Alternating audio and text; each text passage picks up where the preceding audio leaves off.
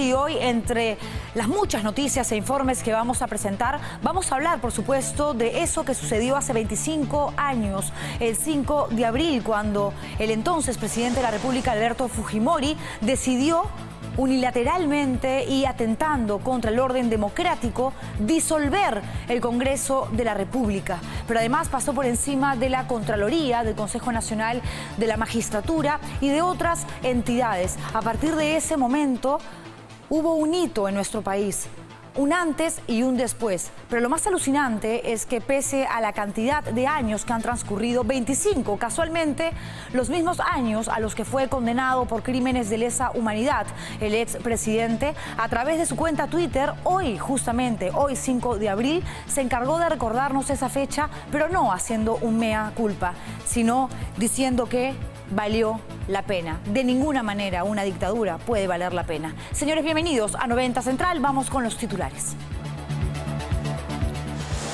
A 25 años del 5 de abril, Alberto Fujimori justificó desde la cárcel el cierre del Congreso y dijo que valió la pena. Políticos de todas las bancadas reaccionaron ante este hecho histórico que cambió el rumbo de nuestra República.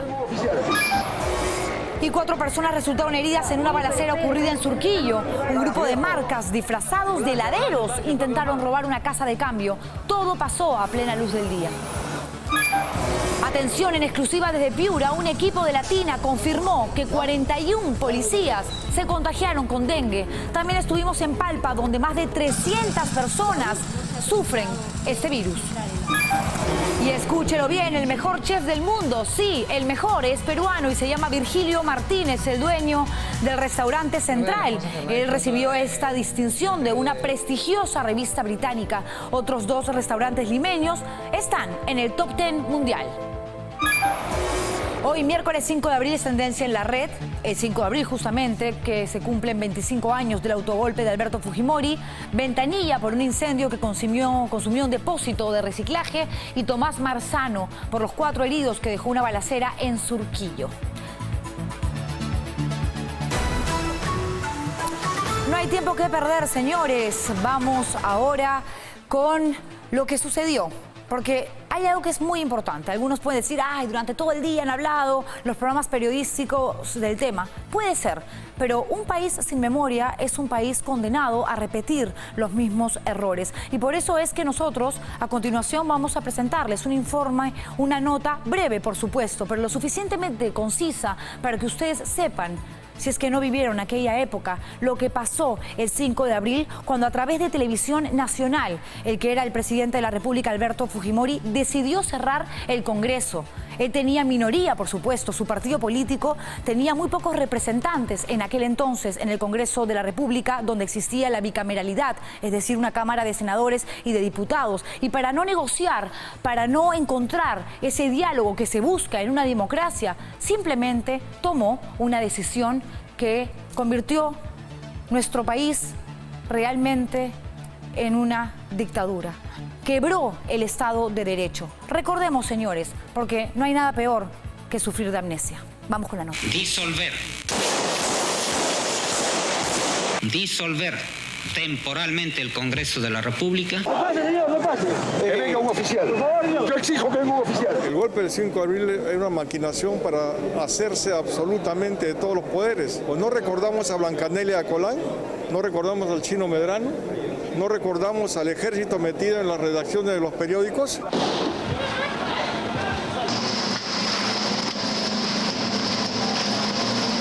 El gobierno es consciente de la necesidad histórica de eliminar todas las resistencias y frenos a este proceso de reconstrucción. El Perú se estaba levantando y el Senado le había dado y la Cámara de Diputados los instrumentos necesarios a Fujimori, 1 para luchar contra el terrorismo y 2 para reinsertar al Perú en el sistema económico mundial. Sin embargo, Fujimori, no supo conducir este tema, prefirió la angurria de tomar para sí todo el poder.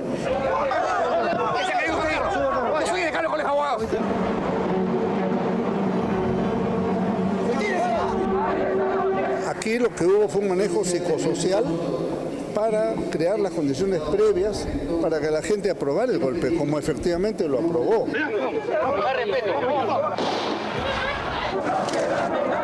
Esta es una fecha para recordar y para educar. Es una fecha nefasta. Es un capítulo más de los golpes de Estado en el país. Lamentablemente a los más necesitados los envileció con regalos y con eso obtuvo un transitorio respaldo, un transitorio apoyo, como lo han tenido todos los dictadores. Escuchamos las voces de algunos ex parlamentarios, ¿no?, que hablaban justamente de cómo se vivió ese 5 de abril de 1992. Mientras Fujimori le hablaba al país a través de un mensaje, ya habían militares en la puerta del Parlamento para llevar a cabo la decisión tomada por Fujimori, cerrar el Parlamento. Los congresistas de oposición pasaron a ser tratados peor que delincuentes. Periodistas críticos de la dictadura fujimorista, señores, fueron perseguidos e incluso amenazados de muerte. Se intervino el Poder Judicial, lo que les decía hace un rato, la Contraloría General de la República, el Consejo Nacional de la Magistratura. No es posible que hoy en día existan personas que todavía puedan defender y decir que la decisión tomada en aquel entonces por Fujimori fue la única salida que le quedaba. No, la salida, y lo han dicho analistas en los últimos 25 años, opinólogos, gente experta en el tema, la salida que tenía en ese entonces Fujimori para lograr justamente los cambios que luego pudieron efectivamente haber beneficiado al país, sobre todo en materia económica, era a través del diálogo. Pero él no quería conversar porque sabía que además la situación era difícil. La mayoría del Congreso estaba en contra de su gobierno y él tenía muy pocos congresistas que representaban al Partido Naranja en aquel entonces. Hoy, desde el lado del fujimorismo, la óptica es otra, ¿no? Por un lado, el propio Kenji y la propia Keiko en plena campaña han dicho 5 de abril nunca más, pero hay personajes como Marta Chávez quienes han hablado justamente, y lo seguirán haciendo de hecho, sobre lo que pasó en el Congreso el 5 de abril de 1992 y han dicho que eso fue necesario. La parlamentaria Rosa Bartra también se refirió al autogolpe. Escuchemos. Fue una medida necesaria, difícil, que no se ajustaba a los parámetros constitucionales, ciertamente. Fue tal cual se hace cuando se amputa un miembro, un brazo, una pierna, un ojo. Creo que le ahorró al país una guerra civil. Estábamos cercados por el terrorismo. Hoy hablamos de 70.000 millones de dólares de reservas. En ese momento no había un solo dólar. Teníamos muertos, bombas, cochebombas todos los días. Teníamos 0 turistas. O el presidente Fujimori, que había sido elegido para gobernar el Perú, decía simplemente no puedo gobernar el país, ¿no? Con un Congreso que no entendía la gravedad de la situación, a quien nos salvó de la derrota del Sendero Luminoso, porque eso fue también el 5 de abril una defensa de la nación peruana frente al terrorismo que nos tenía cercados, está hoy injustamente preso. Bueno, evidentemente de Marta Chávez no podemos escuchar otro tipo de declaración. Ella lo hará de por vida, defenderá a Alberto Fujimori y a las políticas que él llevó a cabo, ejecutó durante sus 10 años de gobierno, que además pretendió que fueran 15. Recordemos cómo se fue, cómo renunció y toda esa historia de terror realmente que vivimos en nuestro país.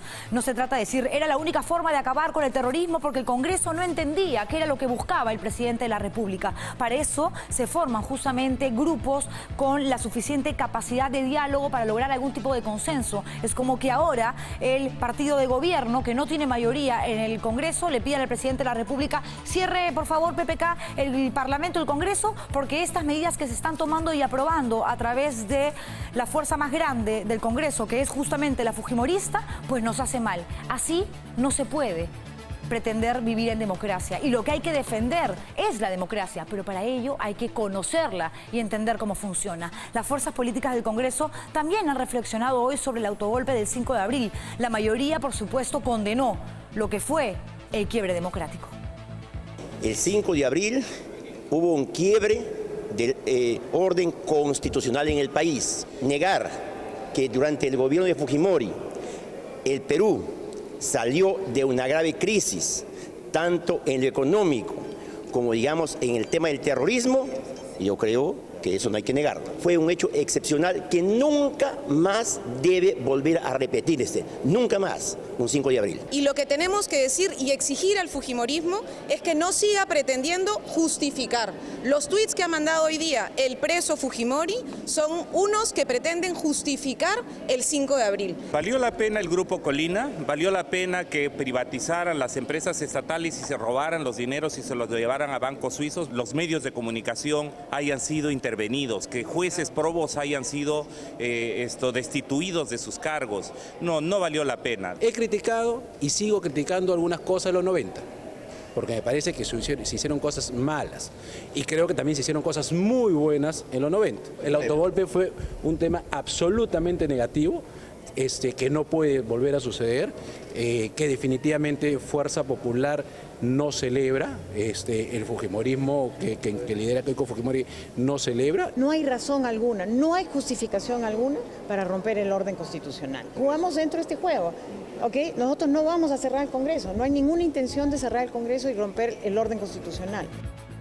Bueno, escuchar a algunos parlamentarios de Fuerza Popular condenando, y bien por ello, el 5 de abril llama la atención porque luego salen a felicitar justamente los mensajes, las misivas que envía desde las redes sociales el condenado expresidente Fujimori. Y vamos a leer ahora algunos de los, ahí está, mensajes que envió a través de su cuenta Twitter. Desde mi prisión les pregunto, ¿cómo era el Perú del antes del 5 de abril? Si eres muy joven, pregunta a tus padres o tíos si ese era el país en el que querían que vivieras. Insiste en que te sean sinceros, dice Alberto Fujimori desde Barbadillo. El 5 de abril de 1992 no se mató la democracia, se la salvó, dice. El 80% de peruanos aprobaron esta decisión. Recuerden o averigüen, las elecciones de 1995 dieron 64% al autor del 5 de abril, 22% al doctor Pérez de Cuellar. La constitución de Fujimori sigue vigente, pregunte por qué. Lo único que hicieron los opositores fue borrar mi firma, ¿o no es así? El arquitecto de la democracia moderna, perdón que les diga, fui yo quien generó la constitución que hoy todos respetan. Ahí está, Alberto Fujimori sin capacidad de hacer un mea culpa, señores, y reconocer lo malo que hizo. En fin, vamos ahora con la noticia polémica que tiene que ver con esta defensa. Nos interesa a nosotros saber qué opinan ustedes acerca de la forma como justifica a través del Twitter Alberto Fujimori el autogolpe de 1992, autodenominándose el arquitecto de la democracia moderna. Escriba sus comentarios en las redes sociales utilizando siempre el hashtag 90central. Y no se olviden además que estamos en vivo a través, ¿ahí estamos? Sí, del Facebook Live de Latina. Vamos con la canción de nuestra lista Spotify, que se llama Una cita intensa, para que nos busquen. Y hoy no podría ser otra que esta de los no sé quién y los no sé cuántos. Escuchemos. Las Torres, un tema además emblemático de aquella época que resume de una u otra manera lo que se vivió, el clima, la atmósfera que se respiraba en momentos tan tensos para nuestra política en realidad, pero sobre todo para nuestra sociedad, nuestro día a día. A esta hora de la noche, señores, nos vamos a ir hasta el centro de Lima con nuestro compañero Juan Carlos Portilla. Ustedes se preguntarán por qué. Porque él está justamente acompañando a las personas que están marchando y que forman parte de los colectivos civiles que justamente realizan un plantón en contra del 5 de abril. Juan Carlos, te escuchamos. Muy buenas noches, bienvenido. ¿Cómo está, Juliana? Buenas noches. Bueno, estamos en la Plaza San Martín, como tú has dicho, un lugar emblemático de una serie de movilizaciones, movimientos, reclamos. Y en esta ocasión es básicamente por dos temas. Uno, el que tú has mencionado, es decir, el tema del 5 de abril, el rechazo al autogolpe producido un 5 de abril de 1992, y el otro punto que era, digamos, base de esta convocatoria de diversos gremios y colectivos civiles, era esta posición adoptada por la mayoría en el Parlamento, la mayoría fujimorista, en el sentido de señalar que el decreto legislativo dado por el gobierno en el cual se calificaba como crímenes de odio los crímenes contra la comunidad LGTB debía ser derogado. Así que de alguna forma esas son las dos iniciativas. Aquí estuvo, te cuento, Juliana, el congresista Carlos Brus y la congresista Marisa Glave. Ellos ya se han retirado porque en algún momento hubo algunas pues acciones de rechazo a su presencia. Juan Básicamente porque para algunas personas que están aquí, esto tiene que ver con un rechazo a la clase política en general, Juliana. Claro, en realidad lo que está sucediendo entonces abarca 2 puntos por los que este grupo de personas está protestando. Primero, ¿no?, para enviar el mensaje 5 de abril nunca más, que al menos yo desde esta tribuna, por supuesto, apoyo y aplaudo. Y lo otro que también creo que es importante, luchar para que no prospere en el Congreso de la República esta decisión tomada en la Comisión de Constitución que busca derogar un decreto legislativo que tiene como finalidad objetivo, para que la gente nos entienda, condenar, castigar con penas más altas a aquellas personas que cometen crímenes de odio, que matan, que dañan, violentan a personas que forman parte de la comunidad LGTB, ¿verdad? Así es, Juliana, y precisamente para eso estuvo hace unos minutos, como te decíamos, el congresista Carlos Bruce, que dio unas breves declaraciones. Hasta, digamos, su presencia no estuvo más de 5 minutos, la verdad, porque había un ambiente un poco así. Igual pasó con Marisa Glave. Quisimos tomarle alguna declaración, pero se fue rápidamente por estas manifestaciones contrarias a la presencia de congresistas. Pero digamos que hay una presencia aproximadamente de 500 a 600 personas de diversos colectivos, Julián. Pero raro, ¿no, Juan Carlos? Porque si estamos hablando, por ejemplo, del tema que tiene que ver con condenas más fuertes para las personas que cometen delitos, crímenes de odio contra integrantes de la comunidad LGTB, hay que recordar que Carlos Bruce es incluso el promotor de la ley que busca la unión civil. Y en el caso de Marisa Glave, ella como integrante del Frente Amplio siempre va a condenar, obviamente, el 5 de abril y va a decir nunca más. ¿Por qué entonces este grupo de personas que nos dices que son entre 500 y 600 han rechazado la presencia de estos dos parlamentarios? No me explico. Tú, Juliana, es que algunas de las personas... Sí, Juliana, bueno, lo que pudimos escuchar de parte de algunas personas es que, bueno, se expresaba un rechazo a toda la clase política en general, ¿no? Se señalaba que, por ejemplo, digamos, los políticos en general no se salvaban sus movimientos políticos de algunos actos de corrupción. Así que este rechazo, al parecer, motivó que salieran rápidamente de este lugar donde se están concentrando estas personas por esos dos temas que hemos conversado, Julián. Muchísimas gracias, Juan Carlos, por esta información. Nosotros tenemos que dejar el centro de Lima para dirigirnos inmediatamente hasta Ventanilla, porque desde temprano se registró un incendio, señores, en un almacén. Pero las llamas siguen vivas y ustedes lo pueden observar, porque allí se encuentra nuestra compañera Diana Pozo para darnos los últimos detalles de lo que está sucediendo ahora mismo. Diana, buenas noches, te escuchamos. Juliana, ¿cómo estás? Muy buenas noches. Exactamente, viendo la hora, ya son promedio 4 horas de que este incendio todavía no puede ser controlado por los bomberos. Se trata de un área aproximada de 800 metros en donde funcionaba un almacén, donde había artículos inflamables, productos de limpieza, también es lo que hemos visto retirar a algunos bomberos, y que debido a esa gran cantidad de material, pues todavía no se puede confinar este incendio. Lo bueno es que al menos en esta zona de Ventanilla, estamos hablando de la zona industrial de Incahuasi, Pachacútec, Ventanilla. Por lo pronto, los bomberos han logrado cercar toda esta zona y evitar que el fuego se pueda propagar hacia las viviendas contiguas. Pero lo que nos dicen aquí en la municipalidad de Ventanilla, estamos con Roxana Alvarado, es que este local sería de propiedad del gobierno regional del Callao.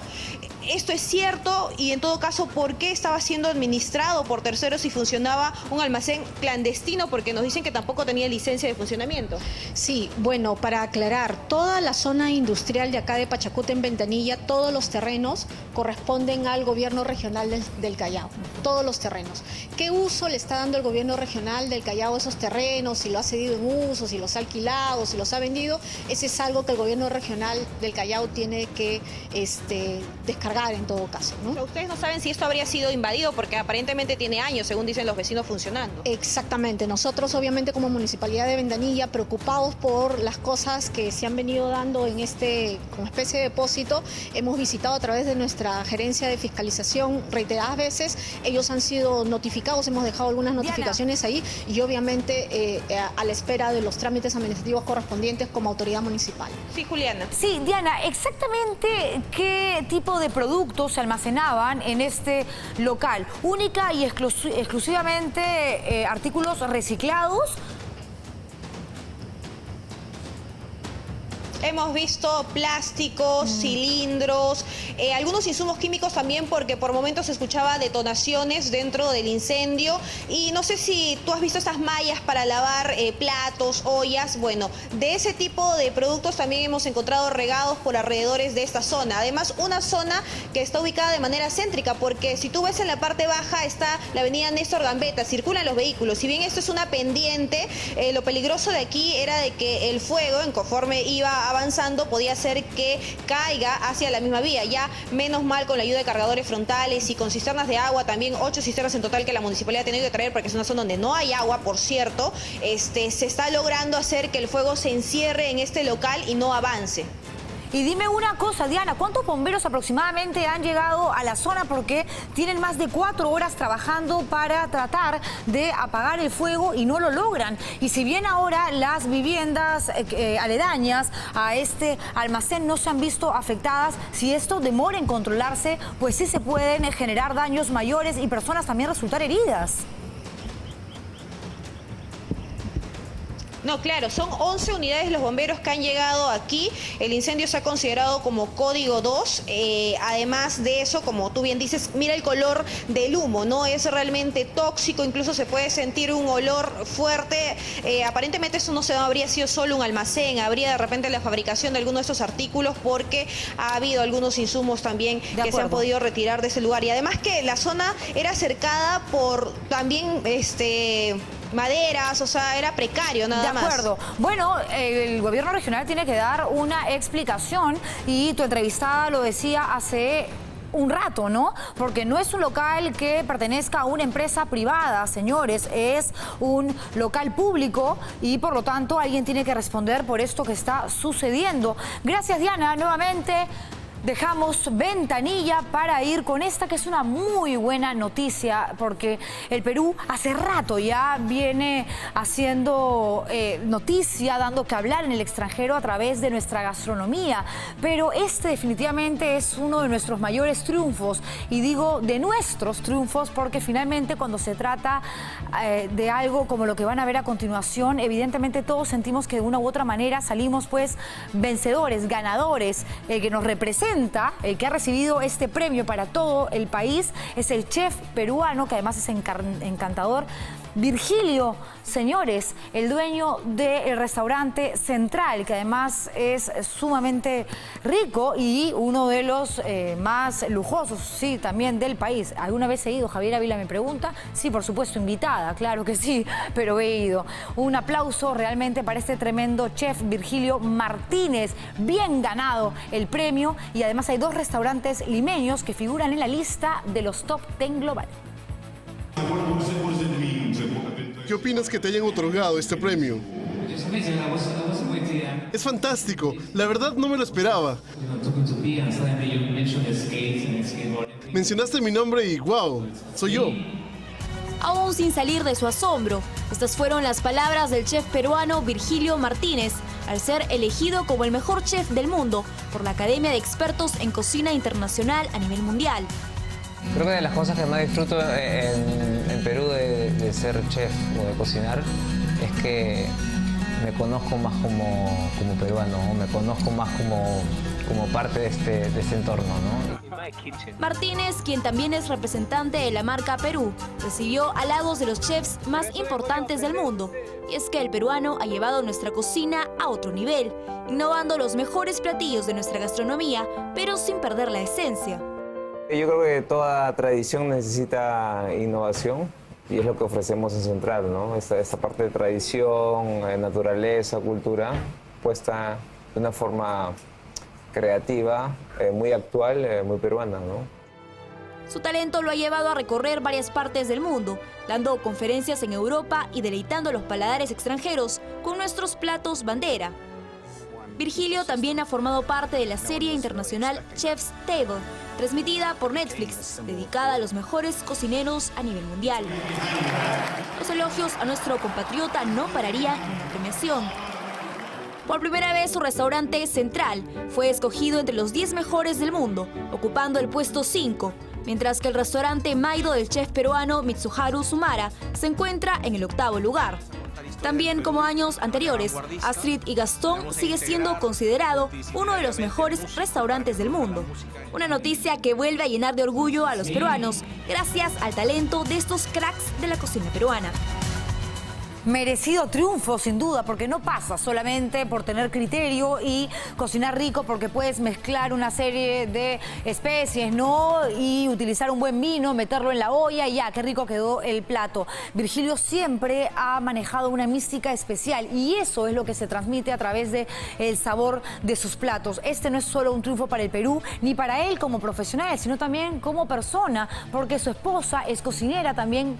Trabaja en el restaurante Central junto a Virgilio. ¡Qué bien! Y para que conozcan ustedes un poco más acerca de este cocinero peruano que además está conquistando paladares no solamente en el Perú, sino en el mundo entero, veamos este reportaje que hemos preparado justamente sobre la vida de Virgilio Martínez. Esfuerzo, dedicación e innovación son 3 palabras que lo definen perfectamente. Virgilio Martínez tiene 39 años y una prolija carrera que lo ha llevado a lo más alto de la gastronomía mundial. Este joven genio culinario terminó sus estudios de alta cocina en Ottawa, Canadá y en Londres, Inglaterra, para luego trabajar en los más prestigiosos restaurantes del mundo. Después de algunos años fuera, Virgilio regresó al Perú y en el 2008 abrió uno de sus restaurantes, Central. Allí hacía gala de su maestría en la cocina. Sin embargo, algo lo impulsó a querer ir más allá. Pero cuando la gente llegaba al restaurante, la mayoría decía, es muy bueno, es fantástico. Sentí como si estuviera en Londres o en Nueva York. Así que algo andaba mal. La gente no debería decir eso. Debía decir, me hiciste sentir como si estuviera comiendo Perú. Quienes lo conocen de cerca resaltan sus cualidades. Entre ellas está la implementación de un biohuerto en el techo de su restaurante, donde cultiva ingredientes de primer nivel que luego utiliza en sus platos. Hoy los esfuerzos de Virgilio han dado sus frutos. Ha ganado el prestigioso concurso Chef Choice Award 2017, certamen organizado por la revista británica Restaurant y en la cual han participado chefs de mucho renombre a nivel mundial. Su restaurante Central también es considerado por 3er año consecutivo como uno de los 5 más importantes del planeta. Sin duda, este galardón no solo posiciona a Virgilio Martínez en lo más alto del mundo culinario, también pone nuevamente al Perú en los ojos del mundo y revalida aquella calidad culinaria que cada vez se hace más conocida y sólida. Me encantaría quedarme con este tipo de noticias y hablar toda la hora de Virgilio Martínez, pero desgraciadamente hay información negativa, preocupante que tenemos que presentar, porque este es un asunto que tiene que ver, está relacionado a la violencia, a la inseguridad en la que vivimos y en las diferentes modalidades que utilizan los delincuentes para seguir haciendo daño. Esta vez los protagonistas de la noticia es una banda de marcas que usó disfraces de heladeros, ¿para qué? Para asaltar una casa de cambio en Surquillo y a plena luz del día. 4 personas, entre ellas 2 cambistas, resultaron heridos. Sin poder incorporarse debido al terrible dolor, los 2 hombres habían sido heridos de bala. Estos videos fueron registrados segundos después de la feroz balacera que se desató entre los delincuentes y este valiente vigilante de la casa de cambio de la cuadra 4 de la avenida Tomás Marzano en Surquillo. Más de 20 casquillos regados por la vereda reflejan la escena de tensión que se vivió. ¿Se escucharon? 30, 40. Y al final han sido los 2 señores de acá, de la casa de cambio. De la casa de cambio. Todo ocurrió pasada las 10 de la mañana del miércoles. Ambos trabajadores pretendían abrir la casa de cambio cuando fueron sorprendidos por marcas disfrazados de heladeros que contaban con el apoyo de cómplices a bordo de motos lineales para lograr escapar. El asalto ha sido una forma rápida, ¿no? 3 motos lineales al parecer han perpetrado los hechos ahí con 2 señores que han estado, que uno es cambista y el otro es vigilante. En cada moto habían dos personas, ¿no? Son seis delincuentes. El hombre de seguridad José Coronado Castillo, a quien vemos tendido en la vereda, fue herido de bala en el estómago cuando intentó repeler el ataque de los criminales y su compañero, el cambista Reinaldo Jiménez Franco, recibió un disparo en la pierna. Con el apoyo de Serenazgo de Surquillo y la policía, fueron evacuados al hospital Casimiro Ulloa. 2 personas más resultaron heridas. La policía investiga si se trata de transeúntes o integrantes de la banda delincuencial. Todos estos carros que ustedes están viendo acá a mi mano derecha han sido perjudicados. Les ha caído también disparos en el parabrisas. Por ejemplo, miren, en este auto verde le ha caído en la luna. Los delincuentes lograron huir con dirección al óvalo de Hereta. Los dueños de la casa de cambio evitaron hablar. Trascendió que los asaltantes habrían logrado llevarse dinero del canguro del cambista.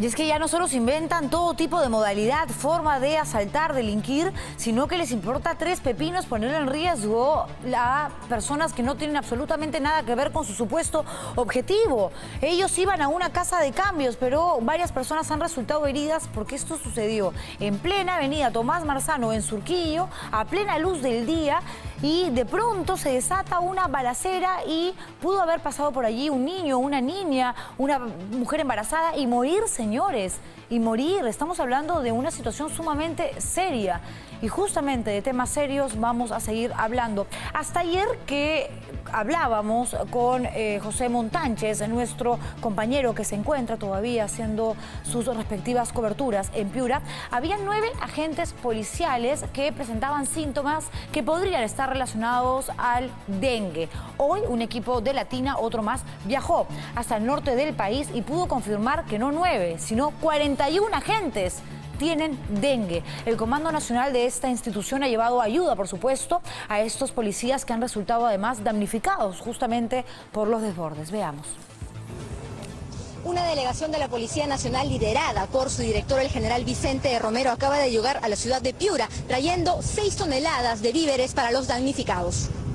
Nos hemos trasladado al Colegio Basilio Ramírez de la zona de Castilla y lo que está haciendo en estos momentos el general Vicente Romero es entregar estos donativos a 150 policías que realizan labores de rescate y seguridad en las zonas de emergencia. Esta ayuda consta de medicinas, víveres y también botas para la lluvia. Muchos de nosotros no nos hemos puesto a pensar que todos estos policías que vemos apoyando día a día las labores de rescate también tienen una historia que contarnos, porque muchos de ellos son damnificados.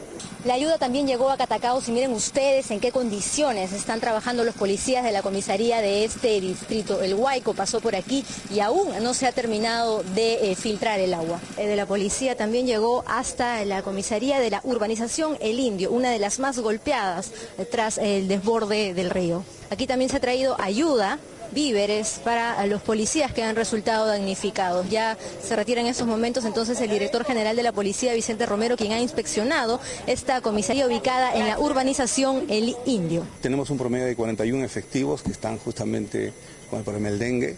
Algunos de ellos ya están saliendo de, yo diría, del momento, y otros también están en pleno proceso. De manera que creo que con el apoyo que le hemos dado el día de hoy, no solamente con medicina, sino con personal médico, esto va a terminar de pronto. Y esto es un proceso, lógicamente, de este tipo de enfermedad, pero lo importante es que nuestro personal sepa que todos nosotros los estamos apoyando en el mejor momento que ellos necesitan. Y esto tiene unos días más que tienen que poco a poco ir prácticamente recuperándose para poderse reincorporar a las labores diarias. En sus casas, sí. ¿Tienen un descanso médico? Por supuesto, no pueden trabajar porque usted sabrá que el dengue es una enfermedad que sobre todo es un dolor al cuerpo intenso, permanente, y eso tenemos que controlarlo, ¿no? Así están las cosas en el norte del país, exactamente en Piura, 41 policías con dengue, y hay una situación sanitaria también muy preocupante al otro lado del país, señores, hacia el sur, exactamente en Palpa. Esto está ubicado en la región Ica. En exclusiva, nosotros, Latina, a través de nuestro compañero Mijael Garrido Leca, pudimos confirmar más de 300 casos de dengue, señores. El reportero, repito, es Mijael, y si él no llegaba a esa zona, realmente no nos enterábamos. Aquí en Palpa, al sur de Ica, y nos encontramos con la doctora Caterine Arce. Ella es la directora de epidemiología del Centro de Salud de Palpa y nos da la noticia complicada de que hay más de 300 casos confirmados de dengue. Doctora. Muy buenas tardes. Efectivamente, Palpa a la fecha tenemos registrados en el sistema de notificación de vigilancia epidemiológica 324 casos confirmados de dengue. De los 1.146 casos notificados, 324 están confirmados por laboratorio. ¿Y hay algún caso de dengue grave? Sí, hemos tenido pacientes con dengue grave que ellos han sido derivados a Ica porque son pacientes que han tenido comorbilidad, por ejemplo, pacientes que han tenido tumor en el cerebro, ¿no? En ellos, en sus casos, el dengue se complica. Doctora, ¿qué necesitan? En primer lugar, agradecerles a ustedes la entrevista porque definitivamente iniciamos un brote acá en la ciudad de Palpa, un 28 de enero. A la fecha ustedes ven, miren la cantidad de casos que tenemos y no tuvimos apoyo en un inicio, pero después fuimos como olvidados. Muy bien, doctora. Entonces, la situación es así. Hay más de 300 personas infectadas con el dengue aquí en Palpa. Estamos solamente a 5 o 6 horas de Lima y la gente en Palpa necesita de nuestra ayuda. Lo que tenemos que hacer es poner la información a disposición de las autoridades y de los ciudadanos y tomar cartas en el asunto porque este brote puede crecer pues, de manera geométrica y toca evitarlo. Lo que me resulta increíble es que seamos nosotros periodistas los que podamos confirmar a través de Mijael, en este caso, que hay más de 300 enfermos con dengue en Palpa y que las autoridades todavía no saben absolutamente nada y ni siquiera han podido llevar algún tipo de ayuda para curar a estas personas. El dengue, por supuesto, que se cura, pero espérense, hay que enterarse primero y esto puede convertirse en un verdadero infierno porque el mosquito, luego de infectar a una persona, empieza a infectar a otra más y empieza esta cadena que no tiene cuándo parar. Y no solamente ahora el dengue hace noticia y hay una preocupación por este virus, también está el otro, el Zika, del que no podemos tampoco dejar de hablar porque este podríamos decir que incluso es hasta más peligroso. Si le pica a una mujer que está en los primeros 3 meses de embarazo, su bebé, el feto, podría nacer con microcefalia. Bueno, en Chincha, muy cerca donde se encontraba hace instantes Mijael, el Ministerio de Salud intensifica todo lo que tiene que ver con los trabajos de fumigación. Latina también estuvo allí en esta ciudad que vive ahora mismo una emergencia sanitaria. Latina ha llegado hasta el distrito de Pueblo Nuevo, en Chincha, donde se han registrado 33 casos de Zika aquí, la zona más golpeada, sin duda, y hoy se está realizando una fumigación masiva en más de 14.000 viviendas de este importante distrito. No sé en qué hora entran los zancudos. De día se sientan, ya están picándole ya. Desesperantes. Entre los afectados encontramos a los Yerén. El dengue infectó a todos los niños de la familia. No podían ir al colegio. Él también se me enfermó y el bebito también está. ¿También del dengue? También estaban con el dengue. Casi todos se enfermaron en la familia. Se enfermaron con el dengue. En el Centro de Salud de Pueblo Nuevo, solo hay 2 doctores que atienden a las decenas de pacientes sospechosos de haber contraído Zika. Increíblemente, uno de ellos ya se infectó por el virus. Todo mi cuello está con sarpullido. El día lunes estuve con dolor de cabeza y al siguiente día me nací con fiebre y en la tarde me dio todo lo que es sarpullido. Hasta el momento aquí en Pueblo Nuevo hay 32 casos registrados por Zika. Los médicos esperan con mucho temor el próximo reporte del Instituto Nacional de Salud. Y es que la cifra, según sospechan, podría cuadriplicarse. Ojo, a veces no aparecen picaduras. Los síntomas son básicamente dolor de cabeza parecido a migraña, como les comentábamos ayer, un enrojecimiento en los ojos que incluso empieza a complicar la visión y luego fiebre. Pero no hay que esperar a que aumente la temperatura para recién acudir a un centro de salud. Vean ustedes, incluso conozcan qué pueden hacer desde sus propias casas para preparar repelentes que son muy fáciles de usar. Aquí les contamos cómo. Sencillos, de rápida preparación y sobre todo muy baratos. Los repelentes caseros son muy fáciles de hacer, aunque usted no lo crea. Por ello, Latina pone al alcance de sus manos y sus bolsillos la fórmula para deshacerse de los molestos mosquitos por menos de 5 soles. Nosotros utilizamos, por ejemplo, cualquiera de estas hierbas, el romero, la ruda, la menta, la salvia, la hierba luisa, un aceite vegetal, hacemos hervir la hierba y después la aplicamos, que se llama dentro, que se llama pues de los factores que nos están afectando. Pero si usted se encuentra en una de las zonas damnificadas y no tiene dinero para costear uno de estos repelentes caseros, no se alarme, que también puede usar esta alternativa. Utilizando que se llama un cítrico, por ejemplo, que se llama en el norte, que abundan mucho, que se llaman los limones. Tenemos que se llama un trocito que se llama de la cáscara. Y en la parte interna, nosotros encontramos que se llama una superficie blanca, que es la que encierra habitualmente, que se llaman los aceites esenciales. Este aceite esencial que se llama, nosotros podemos usarlo pasando lo que se llama sobre la piel. Si usted no quiere o no puede untarse nada en el cuerpo, ojo con la opción que incluso puede resultarle gratuita. Esto que se puede curar con un saumerio. Por ejemplo, tenemos el algarrobo. Quemar, que se llama habitualmente las cortezas de algarrobo, va a servir para ahuyentar los mosquitos. Si consiguen el palo santo que es una buena alternativa. La explicación del uso de estos ingredientes es muy sencilla. Los insectos no toleran los olores fuertes. Recuerde que comprar un repelente en la farmacia cuesta entre 12 a 19 soles. Con estas opciones no solo se regocija el bolsillo, también el medio ambiente. Vamos ahora a cambiar de tema, pero antes recordarles que seguimos recibiendo comentarios que tienen que ver con nuestra noticia polémica del día en función a lo manifestado a través de su cuenta Twitter por el expresidente Alberto Fujimori desde Diroes, desde la cárcel Barbadillo. Él justifica una vez más el autogolpe de 1992. Las opiniones más adelante, pero estamos recepcionándolas. No se preocupen, señores, porque hay mucha polémica en Twitter por justamente este asunto. ¿Se acuerdan, hablando de polémica, de lo que pasó ayer, de esta nota que presentamos en vivo y en directo, donde un grupo de vecinos del distrito de Surco se quejaban de una iglesia por la cantidad de campanazos que tenían que escuchar todos los días y que incluso habían ido a quejarse a la municipalidad para que por favor pongan un alto a esta situación, ya que consideraban que realmente generaba mucho estrés, no dejaban dormir a muchos de los vecinos? Bueno, ahora, señores, esta historia, no sé si podemos decir que ha tenido un final feliz, pero las autoridades eclesiásticas de la iglesia San José y Santa Beatriz de Silva se han comprometido a no realizar más ruidos molestos. El arzobispado de Lima fue parte, por suerte, de ese acuerdo y luego incluso se suscribió, ¿no?, el acuerdo en la municipalidad. De esta manera se retiró la multa de 800 soles por violar una ordenanza municipal. Ya está. Bueno, tuvo eco al final la microonda que presentamos ayer, ¿no? Y que además la gente se pegó muchísimo con esa información que nos trajo Diana Pozo, porque no se trataba de ateos, como eran llamados por algunas monjitas y hasta el propio cura de la iglesia, los vecinos. Ellos decían, nosotros venimos a misa los domingos y que la iglesia esté aquí cerca de nuestras casas es incluso un privilegio, pero no podemos con los campanazos. Asunto solucionado. Me paro ahora para ir con el video viral del día.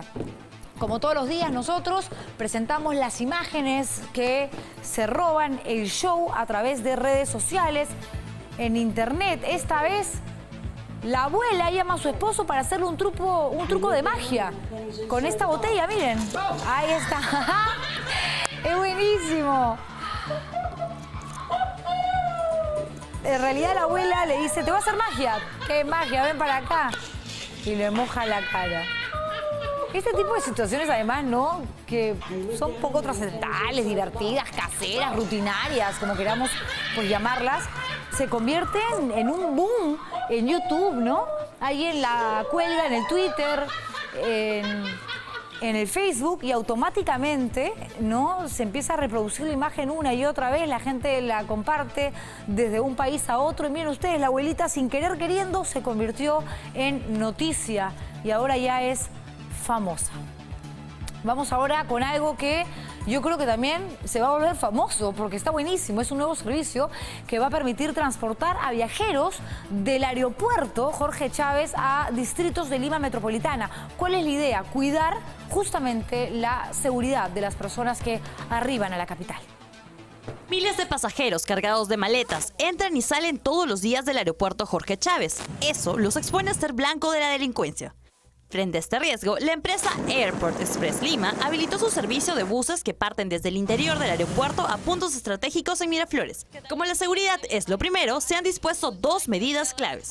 Todas las unidades tienen GPS y por tanto en la central las unidades se sabe en dónde están. Los buses tienen un botón de pánico que si hubiera algún problema el chofer puede presionarlo, alerta a la central y la central inmediatamente se comunica con el chofer y puede alertar a las autoridades. El Airport Express intenta demostrar que la seguridad puede ir acompañada de la comodidad. Estos buses cuentan con una capacidad para 40 pasajeros y entre sus beneficios está un puerto USB para cargar tu celular o tu laptop, 3 televisores, un baño, internet gratuito y aire acondicionado. Y si cree que el precio puede ser un problema, no se preocupe. El precio por persona en este bus es para turistas extranjeros $8 y para residentes peruanos 25 soles. Algunos turistas ya se han animado a probar el servicio. Creo que es muy bueno porque es seguro y te lleva al lugar exacto donde te vas a quedar, entonces creo que es confiable. El servicio parte desde el aeropuerto Jorge Chávez a estos 7 hoteles desde las 7 de la mañana hasta la medianoche cada hora. Usted puede adquirir sus boletos desde la página web, desde el counter en el aeropuerto o en el mismo bus. Ahí está, buena idea, ¿no? Señores, no podemos hoy, menos que nunca, dejar de hablar de Félix Moreno, porque lunes y martes Latina, a través de nuestro equipo de investigación, de nuestra unidad de investigación, ha realizado 2 informes que han traído cola, por supuesto, que han generado eco, que han traído repercusiones, porque se trata de 2 inmuebles que fueron adquiridos por la esposa del investigado gobernador del Callao, Félix Moreno. Primero, una casa en La Molina que costó 850.000 soles en el año 2010 y luego el informe de ayer que tiene que ver con un departamento también muy lujoso, muy cerca al golf de San Isidro. Félix Moreno no salió hoy a dar una conferencia de prensa y a responder por nuestra nota, pero quien sí dio la cara es el abogado de su mujer y esto fue lo que dijo.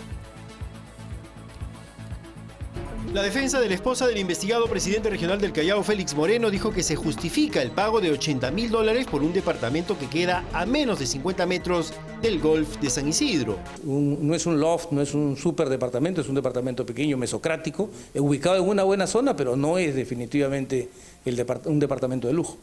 Rosemary Segura Neira realizó esta compra el año 2011. La esposa de la autoridad regional ya había afrontado una investigación fiscal por lavado de activos el año 2015.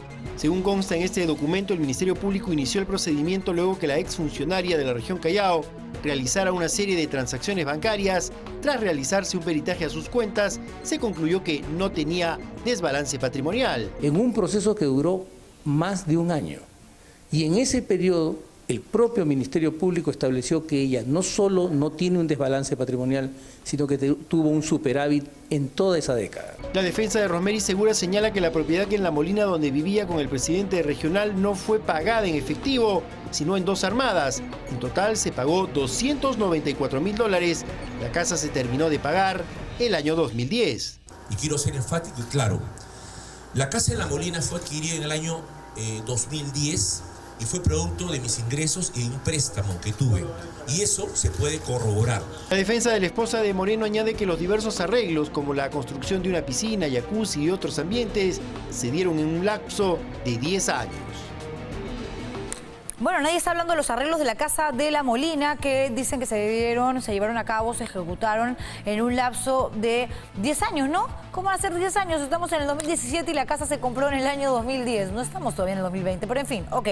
Pasando de eso, dejándolo de lado, el asunto es que cuando se compró esta casa, ninguno ganaba más de 13.000 soles y ambos eran funcionarios públicos y la casa se compró al cash y a un monto que llama la atención, por supuesto, porque ninguna casa de esa magnitud y con todos esos lujos cuesta lo que costó en esa época, 850.000 soles, muy poco para la fecha incluso. Señores, vamos a otro tema, el número del día. ¿Qué dice la ruleta? No podía ser de otra manera, obvio. Hoy nuestro número del día es el 5 por el 5 de abril de aquel 1992, cuando Alberto Fujimori disolvió el Congreso, intervino además el Poder Judicial y declaró estado de emergencia en todo el país. El autogolpe contó con el apoyo de las Fuerzas Armadas, quienes incluso estaban en la puerta del Congreso de la República mientras él daba su mensaje en señal abierta. Ahí estamos viendo justamente imágenes que se registraron hace ya 25 años, señores, y cómo parlamentarios de oposición fueron tratados peor que delincuentes.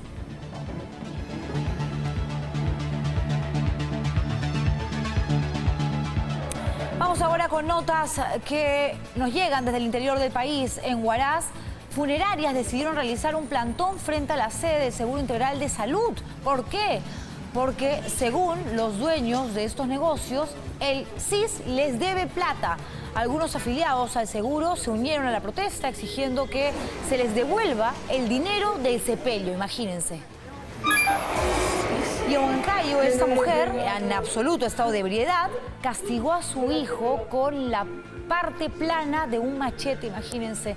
Todo porque la criaturita le había pedido que ya no tome licor. Mamá, deja de tomar. Y miren cómo respondió esta mujer, que es cualquier cosa menos madre. Los vecinos confirmaron los maltratos de Lucía Cóndor hacia, no uno, sino sus otros 3 hijos. En total tiene 4. Y por eso, por supuesto, quedó detenida. Los menores fueron llevados a un albergue donde, por suerte, recibirán terapia psicológica y ojalá sean alejados de esta mujer. Momentos de pánico vivió un mototaxista en Tarapoto luego de que fuera asaltado y arrojado en un bosque por una banda de asaltantes. La víctima fue rescatada gracias a sus gritos, que estos fueron escuchados por un grupo de agricultores que estaba trabajando en la zona. La policía está ahora mismo investigando el caso y busca dar con el paradero de los criminales. Y las lluvias torrenciales que se registran en Cusco, señores, en Cusco, no estamos hablando del norte, han inundado decenas de viviendas y también colegios. Ha sido incluso necesaria la instalación de algunas motobombas. Las precipitaciones han causado el desborde del río Chongomayo. Y en tanto, la localidad de Huaro se presentó una tormenta eléctrica que impactó el techo de una iglesia colonial, destruyendo todas sus tejas. Vamos con temas de provincias. Nos vamos ahora a Chimbote. La policía capturó a 2 miembros de una banda de asaltantes que era el terror de ¿quiénes? De los farmacéuticos, señores, de las personas que son dueñas de boticas, farmacias o trabajan en ellas. Cayeron, por suerte, cuando justamente estaban cometiendo un nuevo asalto. Eran las 7 de la noche y estos delincuentes ingresan a esta farmacia en Chimbote para robar. Ambos llevan gorros, capuchas y guantes quirúrgicos para no dejar huellas y, por supuesto, pistolas. Apuntan a los trabajadores e ingresan al local, seguros que será un nuevo robo sin problemas. Como los otros 12 robos de farmacias que la banda de los boticarios de Chimbote habían hecho en lo que va del año. Y es en ese momento que la policía, con ametralladora en mano, llega para capturar a estos avesados delincuentes. Otros policías con armas cortas ingresan al interior de la farmacia, donde uno de los asaltantes buscaba la caja fuerte.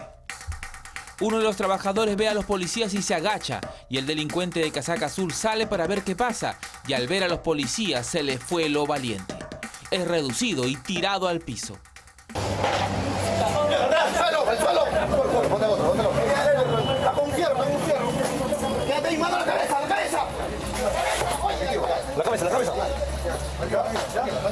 Así, la policía capturaba a 2 de los integrantes de esta peligrosa banda, que era el terror de las farmacias y boticas de Chimbote.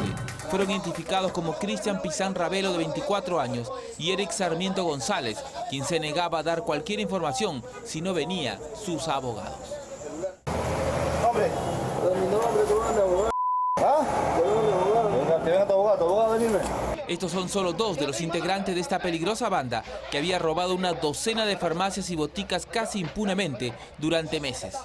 Aquí los vemos cuando robaron una de sus últimas farmacias y, en el colmo de la audacia, los boticarios de Chimbote obligaron a uno de los trabajadores a quitarse el mandil de farmacéutico y luego se lo colocaron. El delincuente simulaba ser boticario y que estaba despachando en la farmacia para que la gente que pasaba por la calle no sospechara. Y en el interior del local, su cómplice se llevaba miles de soles de las ganancias del día y medicamentos caros. Ese día se llevaron 12.000 soles y no devolvieron ni siquiera el mandil al trabajador. Ahí están los guantes, graba todo. Esta es la modalidad de los botiqueros de Chimbote. ¿Hay uno ahí? ¿Qué es lo que te han apuntado con armas de fuego? De esta manera, la policía hizo probar su propia medicina a los boticarios de Chimbote. Pero además, qué delincuente para más cara dura. Todos tenemos derecho a la defensa, buscar un abogado, a un representante legal, delincuente o no delincuente. Pero apenas lo atrapan, lo primero que dice es: traigan a mi abogado. Como si además no fuese suficiente las imágenes y que justamente la captura se haya llevado a cabo, se haya concretado en el momento en el que estaban asaltando una nueva farmacia. Por Dios, la gente es más fresca. Seguimos en Chimbote todavía, no nos vamos de aquí porque tenemos otra nota, pero que ya no tiene que ver necesariamente con farmacias, sino con un hombre que había viajado de Lima a esta ciudad para participar en el funeral de su hermano, pero fue detenido porque estaba requisitoriado. Pero clamó apenas la policía lo atrapó, que por favor el ataúd sea llevado a la carceleta judicial para darle el último adiós al integrante de su familia. Increíble. Viajó de Lima a Chimbote para el velorio de su hermano que murió repentinamente y ahí lo detuvieron. Ya preso, Alex Gómez sabía que no podía ir al entierro de su hermano y solicitó que le permitan despedirse de él en la puerta de la carceleta. Él ha venido porque se ha muerto su hermano, ha muerto. Se enteró que ha muerto y ha venido inmediatamente con su esposa. Pero, sin embargo, lo han capturado. Mientras que Alex Gómez fue trasladado al penal, su hermano fue llevado al cementerio para darle cristiana sepultura. Sus familiares pasearon ante su féretro por la carceleta y las calles de Chimbote. También dejaron en la puerta de la carceleta un arreglo floral fúnebre para que su hermano detenido por el delito de omisión de asistencia familiar lo tenga presente. En tanto, la madre de ambos hermanos, tras enterrar a su hijo menor, se aferró en las rejas de la corte pidiendo la liberación del mayor de sus hijos, que protagonizó esta escena nunca antes vista en la Corte del Santa. Pero es que parecía, de verdad, lo acaban de ver, una película. Y aquí realmente la que más pena da es la pobre mamá, porque por un lado estaba despidiendo a su hijo fallecido, a su hijo muerto, y por el otro tenía que acompañar, seguir al hijo que acababa de ser detenido justamente por no pasarle dinero a la mamá de sus hijos, no asistir económicamente a sus menores de edad. Hijos, increíble realmente. Vámonos hasta Venezuela. Tenemos que presentar también información que nos llega desde el extranjero. Y desgraciadamente Venezuela sigue haciendo noticia por estas cosas terribles que tienen que ver, están anexadas a la situación política que se está viviendo luego de la decisión tomada justamente por Maduro de quitarle facultades al Parlamento para que el Tribunal Supremo, se haga cargo de algo que constitucionalmente no le corresponde. En fin, la Asamblea Nacional ha responsabilizado al presidente de este país de un golpe de Estado y también se aprobó la destitución de los magistrados de este tribunal. Tenemos la nota. Fue un tenso debate. Así le gritaba a la bancada opositora al chavismo, que asistió durante unos minutos al debate sobre la destitución de los magistrados del Tribunal Supremo. Lo que ustedes están viendo acá no es la sesión de un parlamento democrático en un país democrático. Lo que ustedes ven hoy acá es fundamentalmente un grupo de venezolanos que están resistiendo un golpe de Estado en Venezuela. La potestad y la obligación, compañero, de destituir a los magistrados que dieron un golpe de Estado en este país. Aunque los oficialistas afirmaron que la Asamblea no puede aprobar dicha destitución, los diputados aprobaron por mayoría la activación del proceso de remoción de magistrados del Tribunal Supremo. Además de la crisis en la Asamblea, el diputado chavista Diosdado Cabello volvió a descalificar al secretario general de la OEA, Luis Almagro. El malnacido de Almagro, que no tiene ojos para ver lo que ocurre en Paraguay, que no tiene ojos para ver lo que ocurre en México, en Colombia, en Argentina, en Brasil, quiere meter las garras ensangrentadas aquí en Venezuela. Estas palabras las dio luego que Almagro condenara la brutal represión contra el pueblo venezolano. Ahora la opositora Lilian Tintori se ha vuelto blanco del chavismo luego que su abogada Ana Teresa Argotti fuera detenida por falsificación de documentos.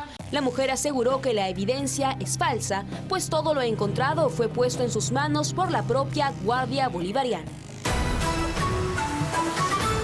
Tenemos que hacer una pausa comercial, pero más adelante les vamos a contar, les vamos a mostrar el emotivo reencuentro entre un piloto y la mujer embarazada a la que este gran hombre ayudó a dar a luz.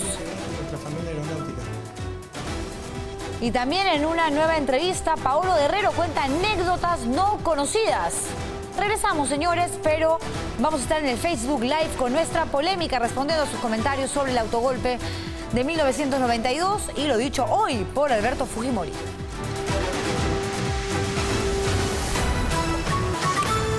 Seguimos aquí, señores, en 90 Central Televisión, porque comentábamos algunos tweets que nos llegaban justamente al Facebook, al Twitter, en el Facebook Live de Latina. Vamos ahora con lo anunciado antes de la pausa comercial, que es una noticia linda, tierna, ¿no? Porque en Lambayeque, Josefa, quien dio a luz en un helicóptero, una mujer maravillosa, además muy valiente, en un helicóptero de la FAP, mientras era evacuada por el tema de los huaicos, las inundaciones, se reunió, pudo reencontrarse con el piloto que la auxilió en pleno parto. Miren ustedes qué lindo.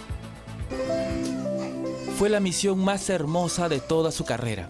Por fin la tenía en sus brazos a la pequeña Esperanza. Tengo una nueva hijada, una gran alegría para mi persona, para el Ejército del Perú y para la aviación del Ejército, y un nuevo integrante de nuestra familia aeronáutica. El comandante del Ejército, Edward Albuquerque, no paraba de mirar y besar a la bebé que llegó al mundo en el helicóptero que él manejaba y que él buscó en medio del desierto de Lambayeque, donde su madre estaba en trabajo de parto. Bueno, ya tiene que ser piloto, sí o sí, desde ya estoy haciendo las coordinaciones con su mamá. La madre de la pequeña Esperanza pidió ver al héroe que la rescató a ella y a su bebé, al hombre que desde el desierto le hacía señales con el fuego de una llanta y que ahora la tenía delante suyo para decirle gracias. Ya que está un poco más tranquilo, hemos venido a ver a la bebé. La primera hijada mía, la dejaba particularmente con su madre. Tenemos que algunos presentes. María Pingo Sánchez recibió contenta los pañales que le dieron sus ángeles de la guarda. Y con alegría recordaba cómo, si bien los militares le decían que tenga tranquilidad, su hija ya quería nacer en el helicóptero. Ya era hora, pues ya no se podía ya. Yo ya quería nacer en vuelo. Recorrimos con los pilotos del ejército el mismo camino que siguieron para encontrar a Esperanza y a su mamá. Y ahí los valerosos militares rescataron a otra madre gestante. Julia Martínez fue evacuada y pudo dar a luz mellizos en el mismo hospital donde está Esperanza y su madre. ¿Quién dijo que héroes solo son aquellos que ganan batallas? También aquellos que tienden la mano a los que necesitan ayuda y logran con sus actos cambiar la vida de otros. Qué bonito, y además qué lindo el texto del reportero, ¿no? Porque es cierto, ojo, se trata de un helicóptero del ejército, no de la Fuerza Aérea, pero en realidad es el ejército, la FAP, la Marina, los bomberos, todos los que han participado en ayudar, en poner a buen recaudo a tanta gente. ¿Qué hubiese sido de Josefa y de esta bebé hermosa si no hubiesen sido socorridas, auxiliadas en el momento en que ella estaba a punto de dar a luz? Y en ese momento, claro, al bebé no le vas a decir, espérate un ratito, en pleno helicóptero, ella trajo al mundo a esta criatura que por suerte nació sana, está preciosa además, y como si fuera poco, puede abrazar, tocar y ya hablar con tranquilidad con este buen militar que la ayudó asistiéndola, imagínense, para traer al mundo a su bebé. Qué linda noticia. Vamos con Paolo Guerrero.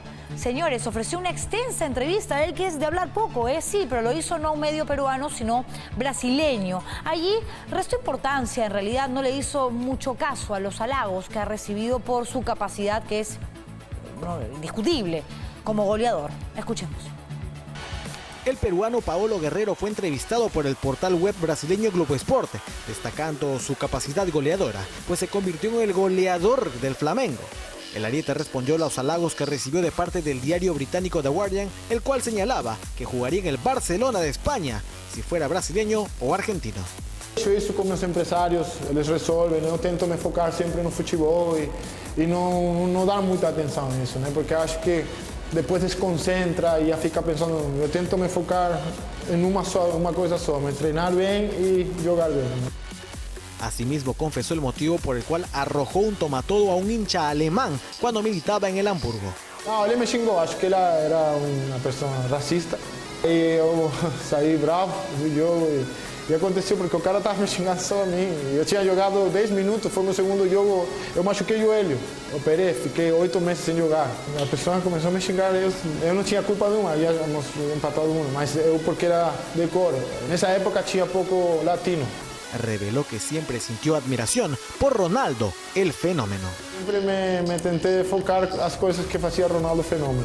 La finalización de él era increíble y siempre era mi inspiración.